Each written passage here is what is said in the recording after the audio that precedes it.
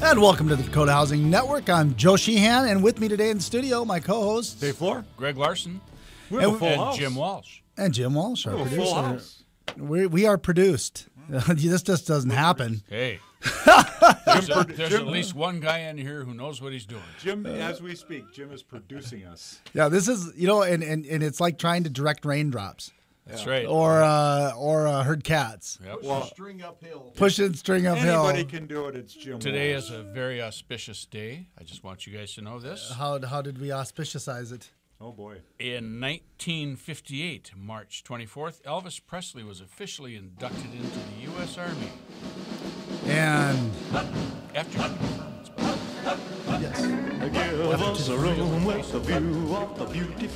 You know what? Yeah. And you know what? He revolutionized the march. he did. Yeah, I bet he did. Actually, first Do you time. think he could just march? Do you think It's hard he to could? imagine. It's hard to imagine Elvis actually just marching with everybody else. You got to figure when he was there, everybody said, they came up with something goofy. Yeah. The only march with a backbeat. Yeah. So, very funny. All right, well, hey, let's talk about interest rates. What's going on in the interest rates today is Nothing. Freddie Mac Nothing. primary mortgage market survey says 3.71 on a 30-year fixed rate mortgage with 0.5 discount and a 15-year fixed rate mortgage at 2.96. Rates got a little better earlier this week, kind of off the high this morning. In terms of the bond market. So from last week they are down from 3.73 from last week, 2.99 on the 15-year fixed rate mortgage. So there's 15 years out there around the twos, and there's 30 years still in the threes. And so if you are waiting for better rates, First-time home buyer rates at 3%. 3%. Yeah. 3%. Point. Not 3.03. 3.08. Wow. Folks, line up. NDHFA.org if you want to check that out. Get a participating lender involved in that. Yep. So no, I love this. I mean, like I said, I'm actually a little concerned. It's one of those things where it's like having an unlimited prime rib dinner for years. and then we were talking about this. What's going to happen when we return to a real interest rate, like a real yield curve? 6% or 7%. 6 to 9-ish kind of. What's going to happen? It's like I don't know if and I do have a little bit of concern about what this does to house prices because I mean. Are we experiencing kind of unmanaged or unmonitored inflation in house prices that if you have a more normal interest rate is going to make them unaffordable to the real affordability index? It's a concern in some places of the country, I think. We're right on the tipping edge of March, and so we won't see March numbers, for another week or so. So we have to go back and look at February. February's rates, home prices, other than in the Northeast where they're really hurting for inventory, and in the Southwest where they're hurting for inventory, prices are reasonably declining in some areas a little bit. Are you talking about in North Dakota or no, nationwide? Nationwide. So home prices are not going crazy like you might expect. Yeah, well, let's get to the daily market update from the Mortgage Market Guide. Bill Bodner and the boys. And floating. Is that the word? Is he floating? What did Habib say today? Floating. Habib said floating? Yep. I know he said that interest rates could get lower yet. I know about a week ago, Barry said that interest rates could get lower yet. Carefully floating with bonds right at resistance. Recent hawkish chatter by Fed members has lifted the U.S. dollar, weighed on oil, commodity, and stock prices while giving bonds a boost. Weekly initial jobless claims came in near boosted bonds. Yeah, you love to boost your bonds. Yeah. Weekly initial jobless claims came in near expectations, rising 6,000 in the latest week, while February durable orders fell a negative 2.8% after 4.2% gain in January. The data had little impact on trading. And that the durable orders, folks, what that has to do with is inflation. Mm-hmm. And so you got a good rise in it last month thinking, maybe we got a little manufacturing, a little little inflation coming. Oh, no, down 2.8 this so inflation's flat. With today's early close, we will likely see dwindling trading volumes as players will try to head out early to kick off the long holiday weekend. Technically, the bond is back, pressing up against resistance at both the 25 and 50-day moving averages. Let's continue to float down an easy river. There you go. Capture a long weekend and see if prices can break above this nearby ceiling. So, And actually, what helped rates a little bit this week was, unfortunately, what happened in Brussels. yeah. Because everybody, flight to safety, as they call it. There was an immediate flight to safety upon the news of and we're not talking about Trump, folks. No. We're talking about bonds. There was no flight to Trump. That supposedly helps him too. Every time that there's bad news, it supposedly helps him too. Supposedly his numbers go up in the polls every time something bad happens. So, so there's some perceived flight to safety, I guess, in the Trump factor. Yeah. But no, it does. Bad things like that tend to any kind of volatility in the world leads people to go back to U.S. Treasuries, to the U.S. bond market and mortgages, and helps rates go down. Yep. So, and I don't think that that's even over yet. They're still hunting for a couple guys now. Yeah, they got. So then, and there's an expectation that there was even more planned. I think than what initially happened. So, but at any point, that's where we're at with interest rates. So, but now you personally speaking, when guys when you hear rate lock advice like this from professional organizations like Barry Habib or the Mortgage Market Guide, they're trying to advise people who are also hedge traders. They're trying to advise people who are trading mortgages in bulk, stuff like that. So one of the things is for you personally, if you like the payment that's being quoted to you, I'd lock them if you got them. If you're in the threes, hanging out. If you got $100,000 or $200,000 loan, trying to hang out to get an 8-point interest rate, that's a big deal. If I'm trading, $20 million in mortgages this month, or $10 million to an investor this month.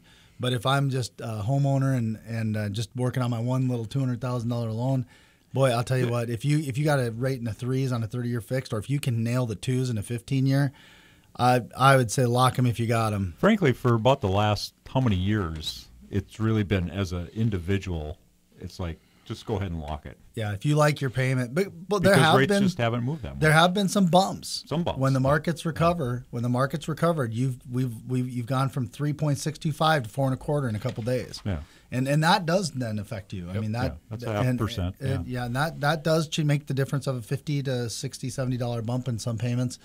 It's the difference between eating out a couple times a month maybe. And so I mean it's important to take advantage of tank of gas now. Maybe two now. And as we go to break, that's good. As we go to break, let's all wish Peyton Manning happy 40th birthday today. Well, happy birthday. Nice retirement. After the break, more Dakota Housing Network. Right now, 34. Here's Sean Hannity, weekday afternoons on Super Talk 1270. Wise men say. Nobody quite like Elvis. Wise men say, listen to the Dakota Housing Network. That's right back at the Dakota Housing Network. Elvis, to me, I'm a huge Elvis fan. Of course, he was on the radio all the time. Thank you very much, Joel.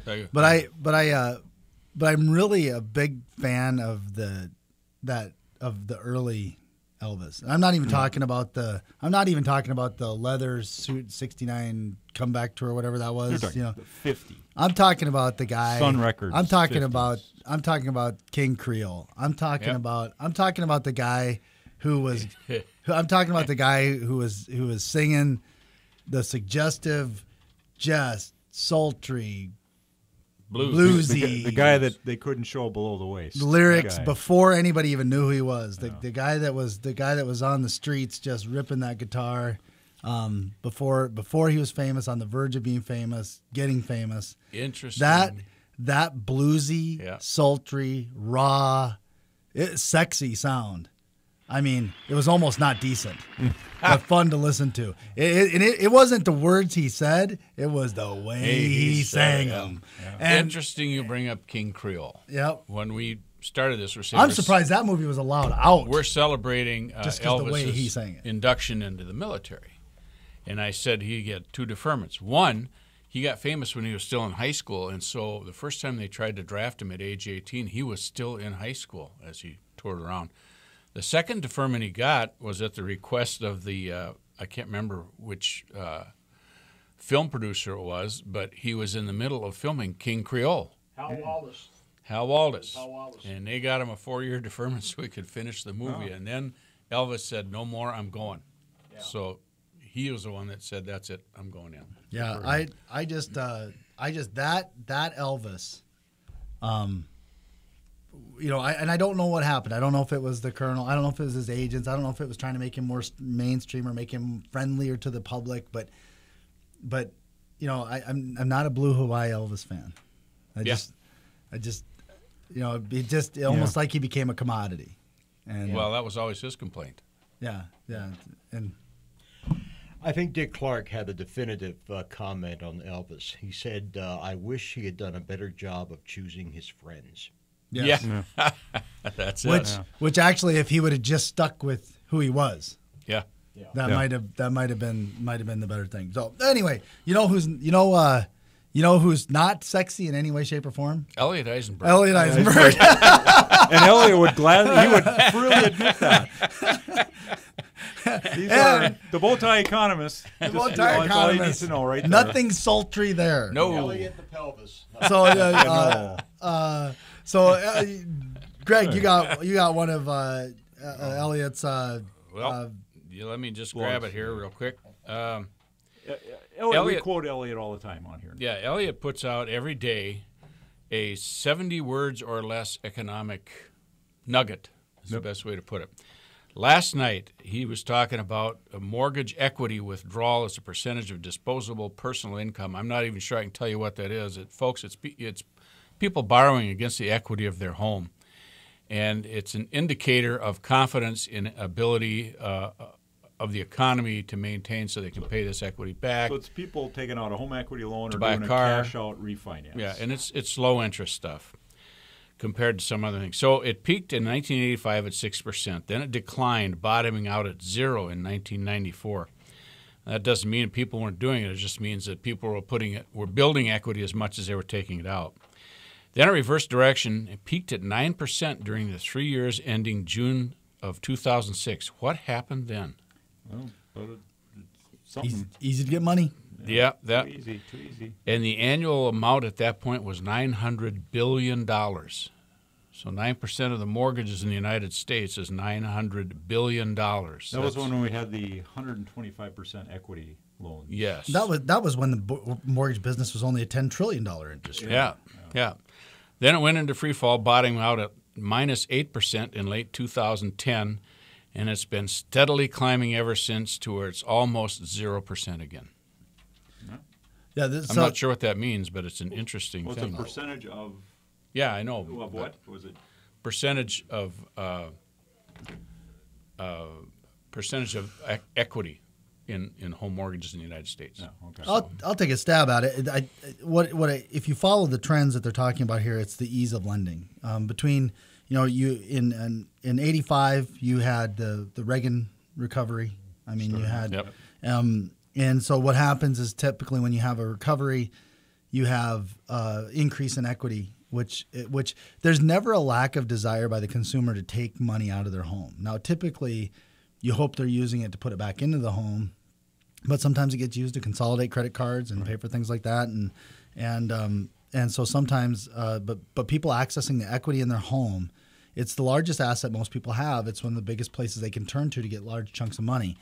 The truth is, there's a lot of people who, Dave Ramsey's one of them, who will talk about how the American consumer has really been living beyond their limits for about the past 3 decades, and the savings rates are at the lowest they've ever been, and that they've been able to do this due to the magical appreciation of homes due to low interest rates. Well, go to 1994. When it first declined to 0 in 1994, what did we have?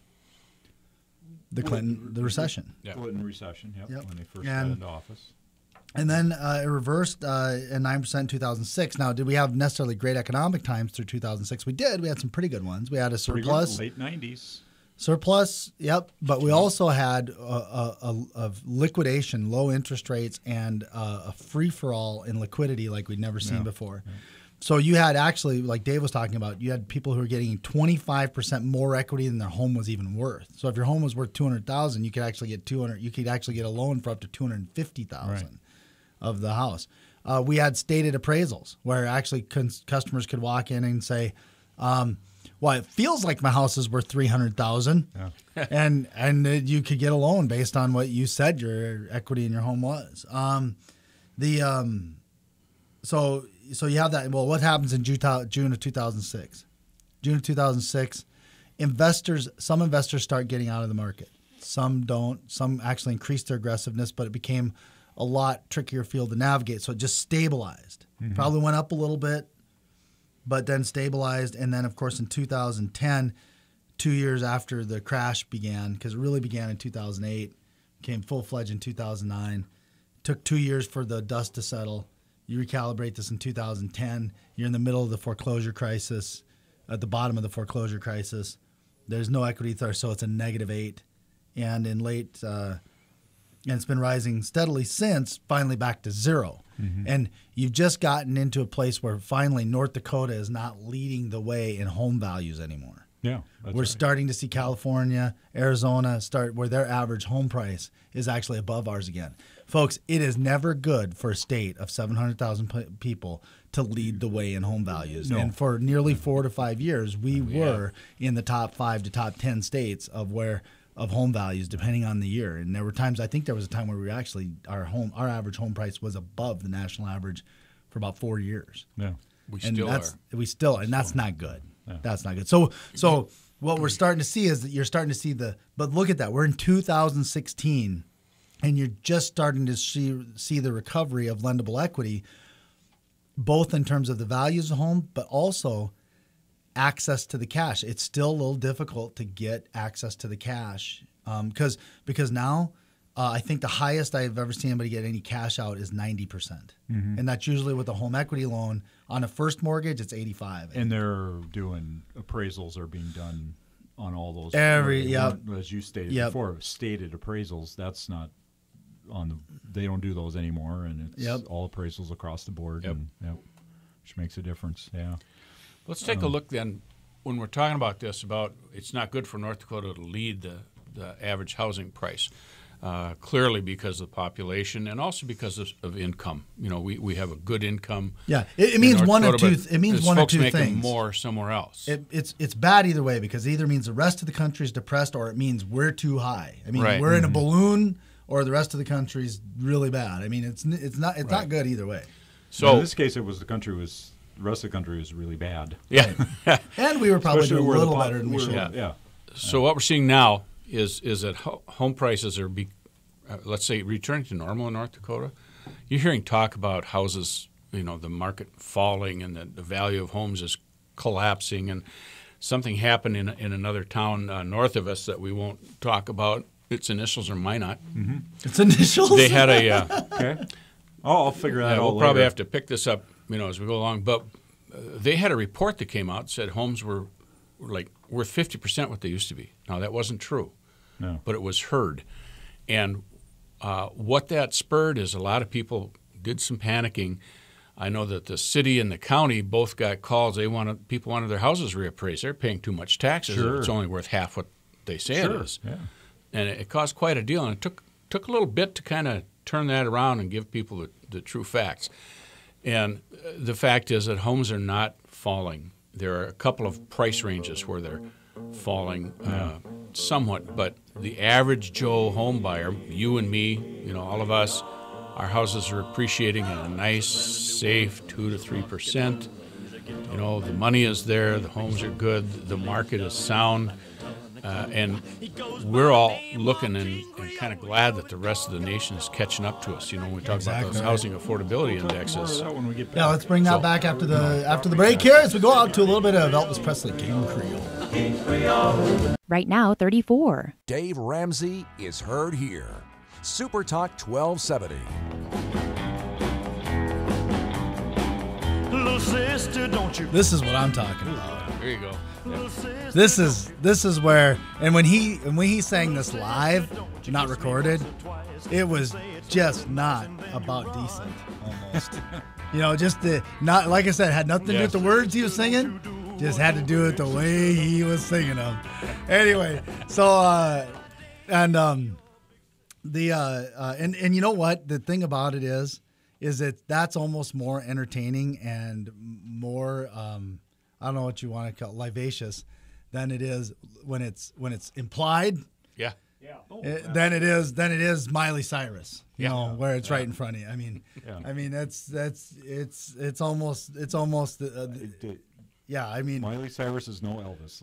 Let's just put it that way. I mean, it's just that implied kind of just attitude, ringing it out there, just is almost worse. That's probably because of my dirty mind. That's but it's in my mind. You know, that's a worst place to be. Well, it's like reading a book versus going to the movie. Right. You know, in the book, it's what you picture things as. Yep. And it's not what somebody else is doing, so you enjoy it more, I think. Right. Yeah. Right. Yeah. Yep. So anyway, not that you have a dirty mind, Joe. Okay. Yeah. Well, so square that away. I was taking it as a compliment until then. Yeah. So today in Minot, the housing problem is not nearly the issue they had in 1989 this day in Alaska. What was that? It's the anniversary of the supertanker Exxon Valdez running aground. Wow. Polluting 700 miles of shoreline. The interesting thing about this, guys, is two things happened with this. They at the time they said it's an ecological disaster that we will never recover from. That's what they said. Yep. And then technology and people got a hold of it, and 5 years later the coastline was called pristine. So it took us 5 years to figure out how to clean it up. No doubt it was a terrible spill, and there's some things that are still, going on, but we figured out how to clean it up, and it has helped tons elsewhere. Well, imagine without the Valdez, what would have happened with the Gulf? Yeah. I mean, just think about that. I mean, and the other thing is, and you guys, you may not have seen this, I just happened to be watching TV when they showed the film and the last of the harbor seals that were cleaning up and making healthy was released. Do you remember this film? You know where I'm going? They had a big deal. All the press was there. The major news networks were there, and they were releasing, I can't remember what they named it, but it had a name, and they released this seal. It swam about, and they watched it about 50 yards out off the coast, and an orca whale nailed it. And I thought, there's nature. There you go. Okay. That's not we're not laughing at the seal, folks, but that you have to appreciate that. Mother Nature. You have to appreciate the delusion of our perceived control. Yes. Somewhere in the great beyond, Charles Darwin is laughing his keister. There you go. So Minot, no seals, no seals, no orcas. No oil spills that we're aware of. Housing market is nice and solid. They're experiencing a downturn due to low oil prices. Their economy was tied a lot closer than ours was to that. But it isn't this earth-ending deal. They're still selling homes at a good rate up there. You know, there's homes on the market. And there's another issue. Don't panic, folks. It just isn't happening. And when you talk to people in Minot who have bought recently and then have to sell recently, Minot there's a unique experience up in Minot that's going to feel differently. So when people are talking to you from Minot, it's going to feel differently than it's going to feel worse than what the numbers even show you, because number one, Minot is one of our largest transient populations. People move in and out of Minot more than they move out any other place in the state, including Grand Forks. And that's the other point, is that on the type of financing. You know, we got an office in Minot, and in our office, for every 10 units we close, 7 to 9 of them every month are VA loans. Yeah. Well, VA loans are 100% financing, folks. So if I buy a $300,000 house in Minot, I get a loan for You can't. Actually, the loan is actually for like $306,000 because you're paying the fee. Because you got to pay the VA funding fee. You can wrap in some other costs, and so the house is worth $300,000. The loan's $306,000. Well, what if I have to go sell that house a year later? Even in a market where you have a technically appreciating market, if you're selling your home a year later, unless that appreciation is double digit, you may not cover your original loan in 1 year. Mm-hmm. It takes some time. And so to the average person, though, if you're upside down on your house, $3,000, to you it's the worst day of your life.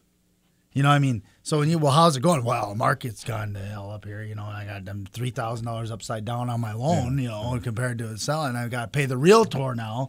And then, and just the cost it takes to move real estate. Real estate's a complex transaction.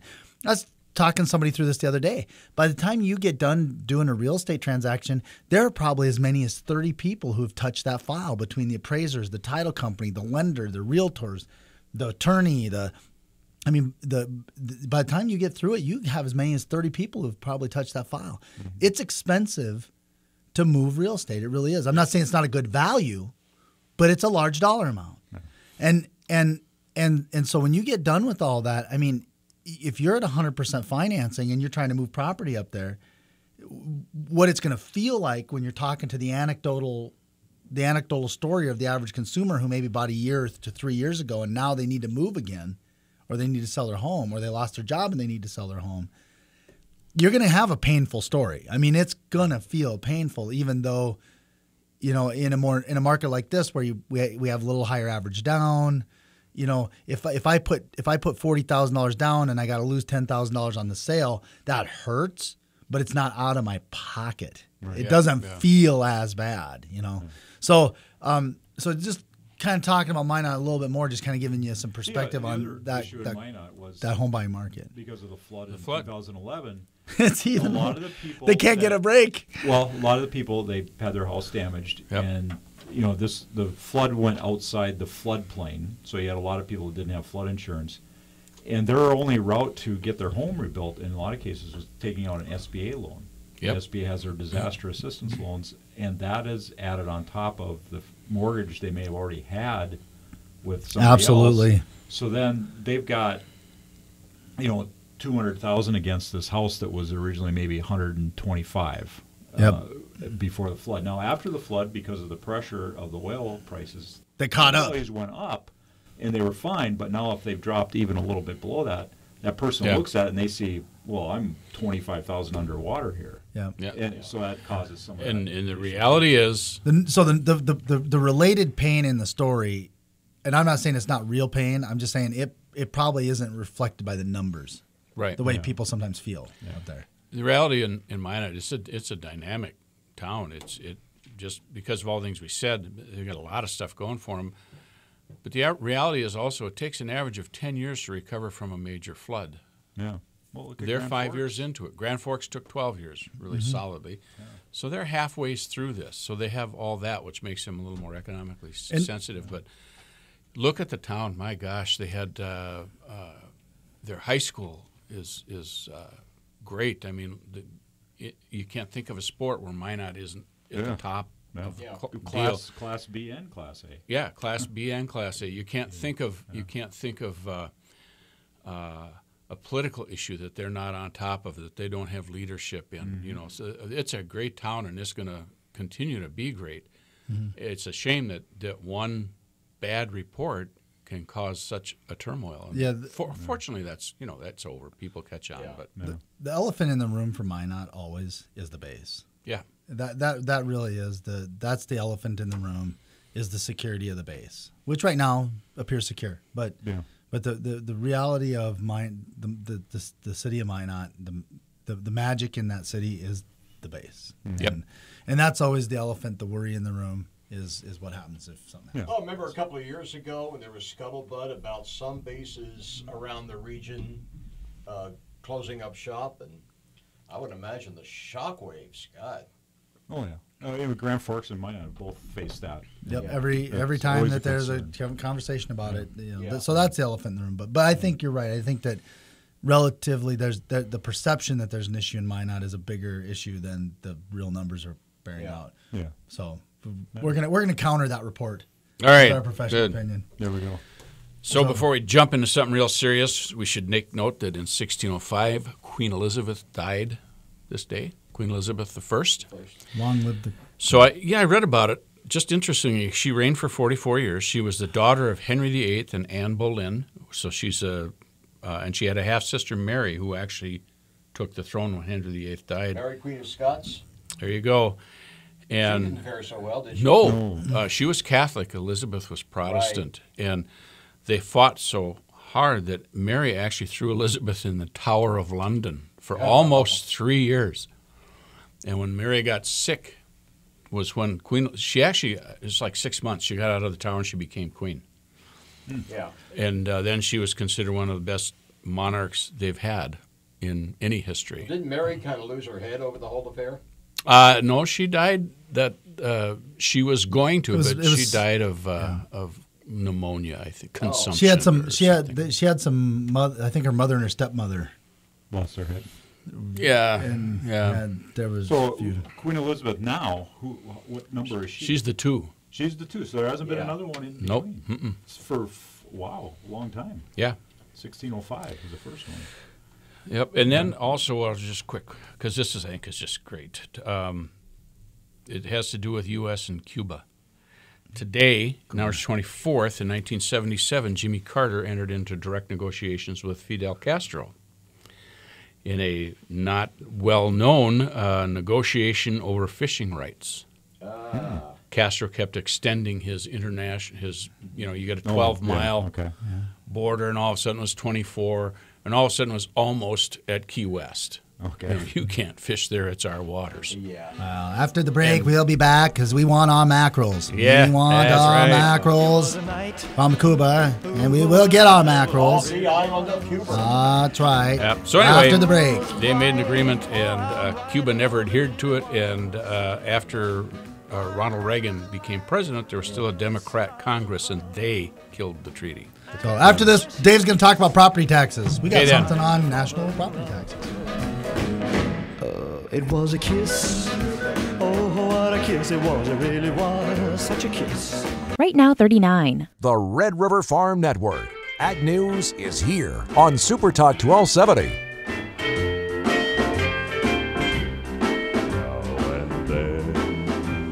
And we are back, Little Elvis, with the Dakota Housing Network. Why wouldn't we? Because you know who is more famous for their house than Elvis? Graceland. Great. A year ago. Exactly. One of the So more famous residences in this country. we should come up with like how everybody's got like a state bird, or like we should have mascots. We should have like the official artist for the Dakota Housing Network, the official zoo animal at the Dakota Housing Network. Whatever. We should like start coming up with all those things. But Dave, you've got Mr. Housing's got big time news on state property taxes. Property tax. Now you said like up in Minot, people heard this report and they said, well, hey, my house should be reevaluated. That's We're right. paying too much property tax. So how much property taxes we pay in North Dakota compared to everybody else? Okay. Better The than it average used to be. American household spends $127 on property taxes.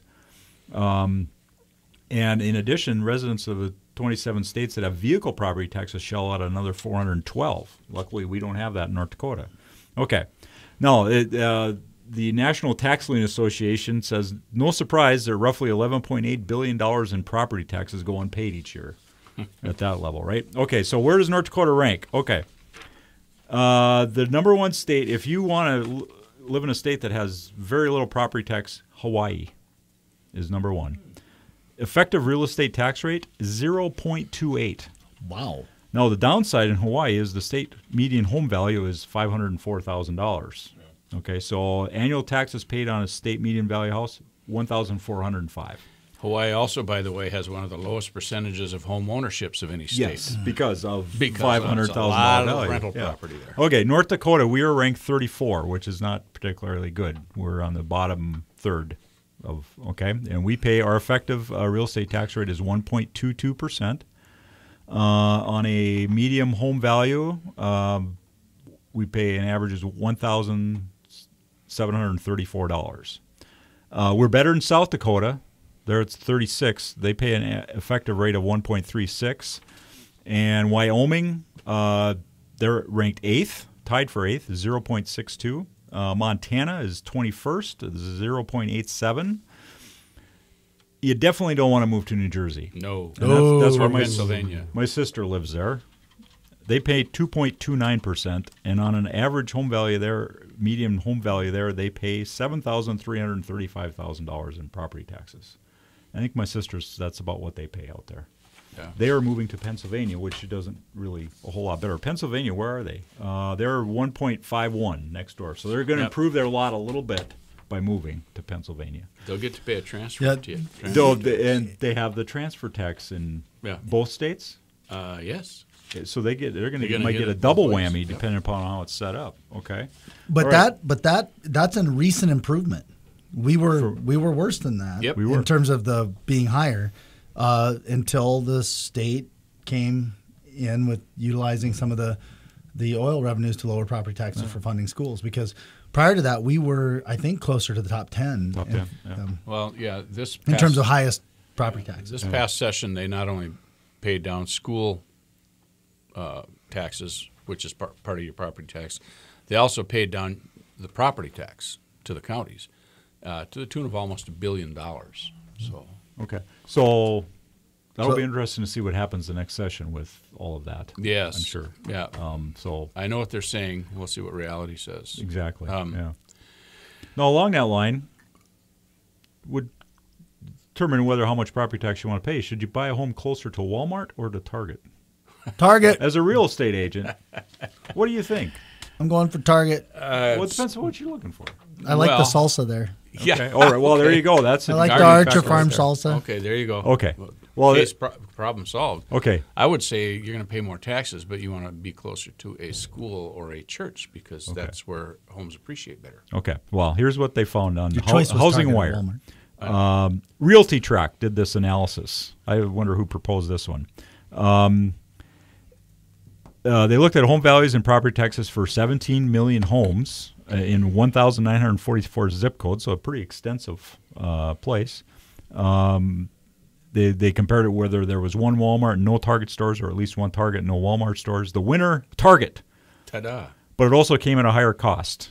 You got a better return living closer to a Target. That's because it costs more for red than blue. Yes, there you go.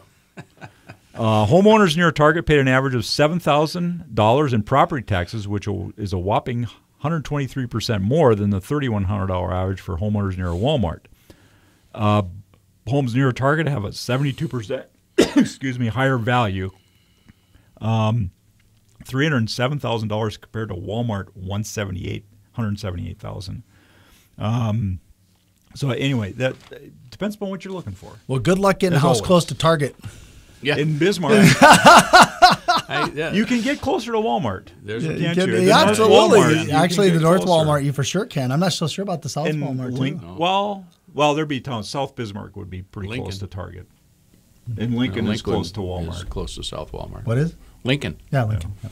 But then Target has got the whole southeast side of Bismarck. Yeah. That's right there. So, yeah. And those homes are good values on most of them down there. A lot of apartment buildings right close, but yeah. So I think in Bismarck.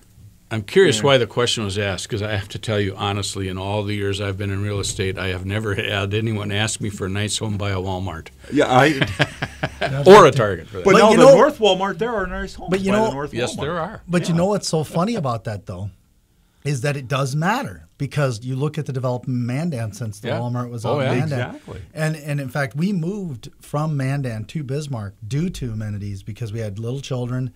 And when we calculated the hours that we were on the road, constantly going to Bismarck for shopping, and you know, if that Walmart had been where it's at now in Mandan, I don't know if we'd even considered the move. Yeah. How much that would have changed things. And one of the things I love about my new house, after the fact, it wasn't why I bought it. Why I bought it was schools, location, the layout of the home and all that. Those are the reasons I bought it. But guess what? One of the other things I love about it. It's close to Target. How fast I can get to the Walmart. Yeah. and Target. And McKinsey River, because they have a good beer list. There you go. Yeah. There you go. Yeah. Yeah. So it's really close to McKinsey River and Walmart, which I really like. Yeah. There you so go. in Oh, wait, Bismarck- and it's really close to Kobe's, which Okay. I really like. Which you like. Yeah. So in Bismarck, Walmart's kind of a good choice. Yeah. Really. Yeah. If you're looking at it. But so is Target, because Target's not that far away from 'em, period.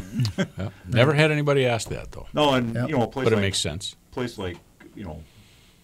I don't know, pick a large city, Minneapolis, it maybe makes a difference. I don't know. Oh, yeah. Yeah. But here, I don't really think it does. But you do hear people say it though after the fact. Like when people buy a house way up north, when they used to buy them way up north before that development happened Yep. out there, what was one of the complaints about living way up north? There's no Walmart. It was a long drive to Shopping. anything. It Yeah. was a long drive to anything. It's a long drive to town to get to, And it's not that you need one store or another. Like it just happens to be Walmarts in areas Yeah. because they are very well placed, the Walmarts in our Yeah. community. But I think it wouldn't matter. It's just we want to be close to something, whether it's a Dan's or a Yeah, and now that the Ace Hardware is open north, whew, Yeah. I mean, wow. yeah. No, well, that's a haven. I mean, you got Menards, and then you don't like that, you go just. And you got Bath and Body, and I Yeah. love to cook, so I'm in there all the time. Dick's. I got to get some of those big ice cube things for my scotch. Oh, yeah. Okay. Yeah. So, thing is, in Bismarck, you're not that far away from anything yet. Yeah, and in Yeah, Mandan, exactly. And in Mandan, it's close too. I mean, Yeah. the way they're Yeah. developing is really. I like Mandan We- the way it's growing. We are getting where you could almost start to use an expressway though on the west side of Bismarck, bypassing Washington. Oh, absolutely. Washington has got some heavy traffic on it now, Certain times Yeah, of day, yep. yeah. and that It's is pretty rough. you could start seeing an argument for a bypass. Well, they got that big the stuff future. coming on 43rd eventually. Eventually. Yeah. So But I wonder, like in Fargo, which is considerably bigger than Yeah. here, if that makes a difference. Although, again, South Walmart and Fargo, that's where a lot of the development's going is Yeah. in South Fargo. So again, Well, that's I would say the home values are bigger down there than they are by the Target. That's yeah, a I mean, two-edged pretty soon sword. you just go to the Watertown. Yeah. Yeah. Well, Walmart. Yeah. yeah. Well, I have a good friend who's in. West Fargo's not going to let them go west, Yeah. right? I have a good friend who's deeply involved in McDonald's, and McDonald's does their research on where a new store is going to go. Sure. And we've talked about it. It makes absolutely no sense where McDonald's puts their new stores. In Bismarck and Mandan, their new store went on the Strip. Why would anything go on the Strip to be successful? And the other one went way up on the northeast end of town, on the highway. There's no houses around there. Two busiest stores they have.